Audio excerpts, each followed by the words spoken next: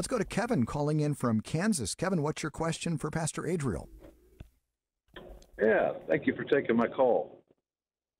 My question is, God created everything in the earth in 6 days, and today, one day is 1,000 years to God. So I'm kind of trying to understand that a little bit.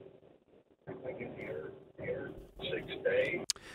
Okay, so yeah, I mean, you go to the early chapters of Genesis where it talks about the creation of the world and everything in it, and God created everything in 6 days, in the space of 6 days.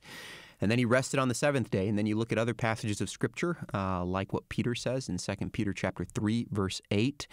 Do not overlook this one fact, beloved, that with the Lord 1 day is as 1,000 years, and 1,000 years as 1 day. So it sounds to me like your question is well, are those 6 days, is each of those days 1,000 years? Well, no, that's not the case. And what Peter is saying there in 2 Peter chapter 3, verse 8, he's just talking about from the perspective of God, if you will, the Lord of heaven and earth. Right? He's outside of time. He's infinite, eternal, unchangeable. And so when we think about a day or time and God's perception of it, if you will, I mean, God is outside of time. For him, a day is as 1,000 years, and 1,000 years is 1 day, if you will. I mean, that's the point that Peter is making. And in the context, the reason that he's making that point is because he's talking about people who are saying, well, the Lord isn't really coming back. I mean, it's been all these years. How many thousands of years has it been since Jesus said he was going to return, and he still hasn't returned? And then they begin to get slack and live in ways that are not pleasing to the Lord, dishonoring God, mocking, with regard to the second coming of Christ. And Peter's point is to say, look, no. God is being patient towards you.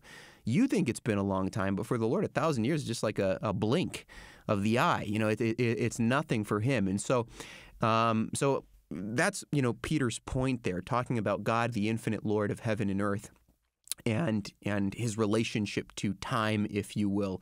I don't think it would be right for us to read that into Genesis chapter 1 and to say, well, each of those days is 1,000 years because of what Peter says there in 2 Peter chapter 3, verse 8. Oftentimes, we get caught up in discussions about the age of the earth and, how long were those days there in Genesis chapter 1. But let me just say, the focus of Genesis chapters 1 and 2 is that God is the creator king, that he made everything from nothing and that he doesn't need anything. And as the creator king, he has made man out of the abundance of his love to reflect him, his goodness. And we're still called to do that, to reflect the goodness and love of the Lord. And we can only do that in Jesus Christ.